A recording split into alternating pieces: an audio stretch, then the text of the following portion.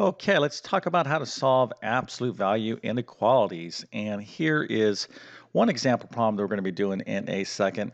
If you are any sort of math student that's taking algebra or any level of algebra, that would include things like Algebra 1, Algebra 2, college algebra, intermediate algebra. There's so many different types of flavors of algebra. You're going to have to understand absolute value and the respective subtopics of absolute value. So those would include obviously inequalities, absolute value equations, how to graph absolute value functions, how to evaluate absolute value just from a basic numeric standpoint, like what's the absolute value of -3, and then of course what's the definition of absolute value. So I've done additional videos on all of this, but in this particular video, we're just going to focus in on dealing with absolute value inequalities. But again, you're going to want to know how to solve absolute value equations and all those other things I just mentioned here in a second. Now, I bring that up because a lot of students will study and learn how to solve absolute value equations, and then when they look at an absolute value inequality, they'll do the same techniques or same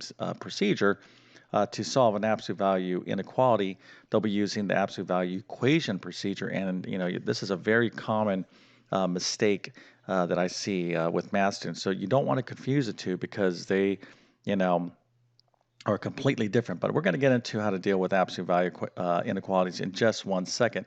Actually, if you know how to do this problem, go ahead and do this real quick and put your answer in the comment section. Now, we do want to have a graph to this, the respective graph as well. You won't obviously be able to put that into the comment section, but you can put in an inequality statement that represents the solution to this inequality. So if you think you can do this stuff, go ahead and put your answer into the comment section, but we're going to get into this in just one second. But first, let me quickly introduce myself. My name is John. I'm the founder of TabletClass Math. I'm also a middle and high school math teacher. I'm going to leave a link to my math help program in the description of this video.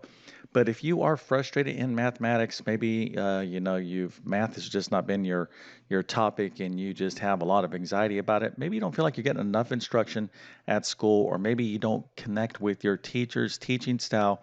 Well, listen, I've been teaching math for decades, and I really pride myself in breaking all these concepts down into really bite-sized, super clear and understandable kind of concepts so anyone can be successful in math. So if you're at the middle school, high school, or even college level in terms of mathematics, I can help you succeed in your respective math courses.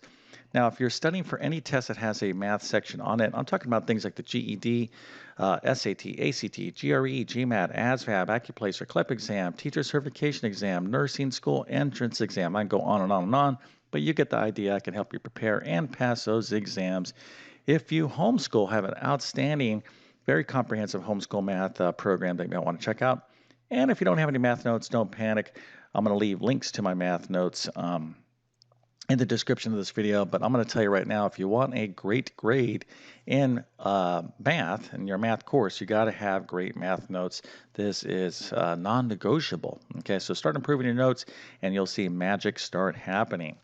All right, so let's get into absolute value inequalities again. I'm going to be doing this problem here in a second, but let's get into a more basic problem first. Okay, all right, so here basically this is the setup to do an absolute value inequality. Now let's just notice this is a less than, okay? So we have a variety of different absolute value inequality symbols we can have along with absolute value. So you can have the less than, equal to, greater than, and greater than equal to. So basically the procedure is effectively the same, but you got to be very, very careful when you're doing this. Now I will say as a prerequisite, you need to understand how to solve compound inequalities, okay? So if you're not familiar with solving linear inequalities or compound inequalities, then you're gonna want to go back and review that, but you'll probably be able to pick up how to solve these if you forgot as I go through the steps. Okay, so in this basic problem here, okay, of course we have the absolute value function and an inequality symbol, less than, okay? So we have this is less than 9. So what is the setup? Well, we can't do anything with this setup right as it is right now. Well, actually we can, okay? But I guess what I'm getting at is in order to solve an absolute value inequality, we have to have only the absolute value function on the left-hand side and a number on the right-hand side, just like this. So this is already set up nicely for us right now. So I didn't mean to confuse you, but what I'm trying to say, not every problem is going to be set up all nice and beautiful like this, but we're going to start with a nice, easy problem. All right, so notice I have my less than symbol. So what you're going to do is you're going to take what's inside the absolute value function, and in this case it's x minus 5. We're going to put this in the middle, okay? Then we're going to take this number, whatever number this is, okay? We're going to put this over here, and we're going to put the opposite or the negative of that number over here, and we're going to keep the same inequality symbol, x minus 5. We're going to surround that by a less than here and a less than here. So let's make sure you understand this, because this is how we're going to do all these problems. So let me actually take this from a different point of view. So the first step is you're going to take whatever's inside the absolute value function. We're going to put that in the middle. And then we're going to surround that by this inequality symbol. It's less than here, and then we're going to put a less than there. And then we're going to drop this number, whatever it is, we're going to put it right there, and then we're going to take the negative of that number and put it right there, okay?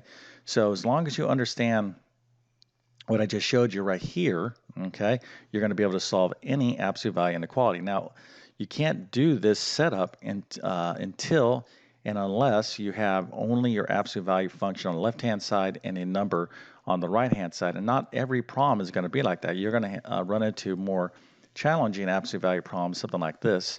The absolute value 2 times absolute value 2/3 times x minus, let's say, 5. And then we might have minus 1. Let me move this down here. I just want to show you an example of something that's going to require more steps, greater than or equal to, let's say, 10. Okay, so here, this absolute value portion right here is not isolated all by itself on the left-hand side. So we have some cleanup to do in order to get it to this step. But again, I want to start off with what we do once we have an absolute value inequality written, where it's just the absolute value function and number. Okay, so again, these problems are a little bit more challenging. I'm going to give you some suggestions on how to continue to practice this, but let's get into this now. All right, so if you understand the setup, okay, what we want to do is kind of like solve for x in the middle. Right? This is a compound inequality here. So to get x by itself, I have x minus 5, so I'm going to add 5 to everything. Okay, again, this is how you solve a compound inequality. So I have negative 9 plus 5 is what? That's 4. Okay, and this is going to be less than x. All right, the 5's go away, is less than 14. Okay, so that's another problem right there. But let me go ahead and scoot this down, give ourselves a little bit more. Well, I actually can't do that. Let me scoot it up. Isn't it really cool what I can do with this computer? All right, so anyways, so this is the solution to this absolute value inequality, okay? It's all x is greater than 4 and less than 14, and then we can graphically show this by making a little number line. We'll put our two numbers here, 4 and 14, and the way you want to do this is just put two circles here. Now, because this is less than and not less than or equal to, these are going to remain open circles. So all numbers, okay, let's just read this. All x's that are greater than 4 are this way, but at the same time less than 14. So this would be the respective graph solution to this absolute value inequality. Okay, so you can write it this way. But you also need to understand that you can graph, and you'll be required to graph your solutions as well. Again, if you don't understand what I'm doing here, you need to go back and review inequalities, working with linear inequalities and compound inequalities. Okay, so if this makes sense, well, you pretty much got the main idea. But let's take a look at a couple more examples so we can make sure you have this down. Okay, so here, and we have our absolute value function all by itself on this side, so it's good there, and a number on the other side of the inequality. So we're ready to set this up. So the first thing is we're going to take what's inside. Remember, you drop the absolute value function when you do this setup. It's just what's inside the absolute value function. In this case, it's 2x minus 3. I'm going to put that in the middle. I'm going to keep my less than here. I'm going to surround that by the same sign, whatever it is. I'm just going to write it twice. Okay, don't flip it around. Keep that as less than. and then here is going to be the number itself, and then this is going to be the negative of that number. Of course, this would be 7 and negative 7. Okay, so this is the confusing part for a lot of students, is this setup. But once you have this setup, now we just need to go ahead and get this x, solve for this x in the middle, i.e. solve this compound inequality. All right, so let's go ahead and take a look at how I'm going to do that. So I have 2x minus 3, so I'm going to add 3 to everything. Again, if you're confused about this, you need to review compound inequalities. That's a kind of prerequisite before you get into this. So I have negative 7 plus 3, that gives me negative 4. 2x minus 3 plus 3, that gives me down to 2x. So this is like kind of solving for an equation with x in the middle. I'm trying to get x in the middle, i.e. that's what I'm trying to do. So it's not an equation, but you're basically taking similar steps as if you were solving an equation. So I have 7 plus 3, that is 10. So to get x by itself, I'm going to go ahead and divide everything by 2. Okay, and when I do that, I get negative 4 divided by 2 is negative 4 divided by 2 is negative 2. I get x, and then here I get 5. And this is the solution. Okay, so what am I going to do? Well, let's go ahead and graph this, because, again, this is very important. What this is saying, this is a compound inequality. I want all x's, all numbers that are greater than negative 2, but at the same time less than negative 5. So I put negative 2 and 5 on my number line. Okay, remember, negative 2 is over here, 5 is over here, and all numbers in between those negative 2 and 5 are the solution, okay, not including negative 2 and 5, okay? So we'll see this, we'll see another example of less than or equal to or greater than or equal to here in a second, where you got to shade these circles in, but these circles are specifically left open, okay? All right, so hopefully this makes sense to you, and now let's take on a little bit more interesting problem, okay? So this problem, we have our absolute value portion here, but we have the absolute value portion of this problem is right here. Then we have a number, and now this is a greater than. Okay, so this is a couple, this is like, adding up or adding a new twist to this problem. So what do we need to do first? Well, the first thing is we want to get the absolute value function by itself on the left-hand side and a number on itself on the right-hand side. So whatever basic algebra you need to do to get that to look like this, that's what you have to do. Okay, so in this case, I'm just going to add 1 to both sides of the equation, or sorry, both sides of this absolute value inequality. See, I have to be careful, because you're doing things that you do when you're solving equations, but this is not an equation. Okay, but you do take similar steps. So here I have absolute value of 9 minus x is greater than or equal to 15. Okay, so what's the setup? Well, the setup is not going to change. Okay, it's going to be the same concept. We're going to take what's inside the absolute value function, 9 minus x. We're going to put that in the middle. All right, then we're going to put this 15 down here, and then we're going to put this negative of this number, which is going to be negative 15, right here. Again, keeping this is greater than or equal to, right? We're being consistent with that. We're kind of surrounding that 9 minus x by this greater than or equal to, just like this.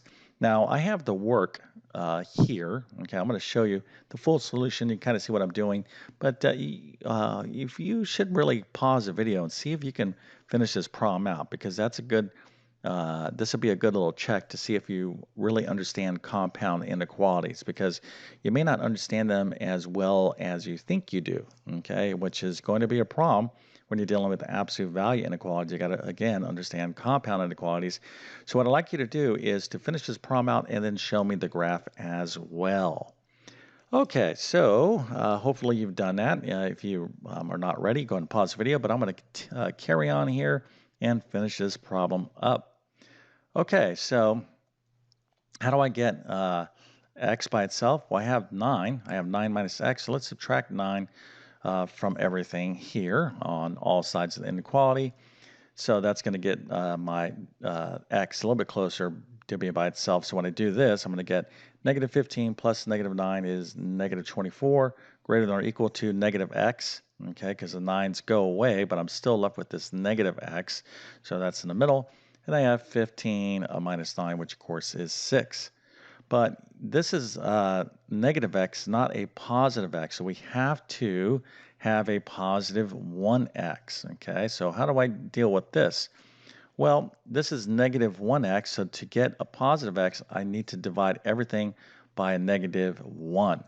Now, what happens when you divide by a negative value or multiply by a negative value on both sides of an inequality? Okay, what happens is the inequality symbols flip. So if you're dealing with a greater than, it's going to go to a less than. And in this case, we have a greater than or equal to, so it's going to go to a less than or equal to. So this is a very, very little subtle detail that if you don't do, you're going to get the problem exactly wrong. Okay, so notice here, I'm switching the inequality symbols. Okay, again, a prerequisite to do absolute value inequalities is to know how to do linear and compound inequalities. Okay, so now we have x is, let's just read this, okay? We're talking about all x's that are greater than or equal to 24. At the same time, we want all x's that are less than or equal to negative 6. So what's the graph of this particular inequality statement going to look like? Okay, well, remember, negative 6 is to the left of 24, and you really got to think about this. Okay, so here's negative 6 and here's 24. Just because the 24 is over here and the negative 6 is over here doesn't mean anything in terms of the graph. Let's put these values where they're at on a number line. Okay, all right, so let's read this again. Let's start over here. This part of this inequality statement says all x's that are greater than or equal to 24. Where are those x's at? Well, they're going to be this way. These are all the x's that are greater than. Now, equal to, we have to fill in that circle. Okay, so this is very, very important. That means that 24 is, in fact, that number itself is part of the solution set. Okay. All right, so now that we have that, let's go ahead and read this. All x's that are less than or equal to negative 6 are going to be in what direction? This direction right here. And of course, it's going to include negative 6, so we've got to fill that in as well. Okay, so let's just go ahead and call it a wrap with these couple problems here. There are more challenging absolute value inequality problems. So I'm going to suggest a couple things to you. One, I'm certain that I've done additional absolute value videos in my pre-algebra and algebra playlist on my YouTube channel because I have over 1,000 plus videos on my channel. So I mean, I have a ton of content. So you can check out some more of my absolute value problems there. But I would highly suggest if you are really looking to master this, that you check out one of my algebra courses, like my Algebra 1, Algebra 2 course. But if you know all of this and you got all this right, then I must go ahead and give you an awesome happy face. Let's go ahead and write it out. And let's do the Mohawk today. I'll give you a 1984 Mohawk. I think the Mohawks were around for like, I don't know, late 70s, 78. And I would say by 80, 88, they were kind of fading out. And that was a good thing. But they were pretty cool when they were around, but they just took too much hairspray. So if you're my age in the 50s, you know exactly what I'm talking about. We used a ton of hairspray, but I'm pretty sure our hair was kind of flammable. Probably not a good thing. But anyways, let me give you an A plus, and 100% nice work. Okay, but here's the deal. If you didn't understand this, you need to learn this, okay? And probably a couple of areas that may be troubling you is your knowledge of compound inequalities and inequalities in general. So make sure you got that down before you start tackling absolute value inequalities. And then don't confuse what you do with an absolute value equation with an absolute value inequalities. That's why note taking and focus is so critical. There's just so much little details that you have to really, be paying attention to in order to get these problems right. But you can get them right. You just got to break all these down in their small little component pieces. And hopefully this video helps you out as a quick review, or maybe this is an introduction to absolute value inequalities. But you need to carry forward and practice more challenging problems. But anyways, don't forget to smash that like button. That definitely helps me out. And again, if you're new to my YouTube channel, please consider subscribing. I've been on YouTube for 10 plus years, have over 1,000 plus math videos, basic math all the way to calculus. So again, my whole, effort, what I'm very passionate about is try to really take a relaxing approach to learn mathematics. Okay, we don't need to make it any more involved than it already is. So let's just relax and learn it one little step at a time. So if you like my content, please, take advantage of all the videos I've posted. But my best math help will always be within my math help program. Okay, so with that being said, I definitely wish you all the best in your mathematics adventures. Thank you for your time and have a great day.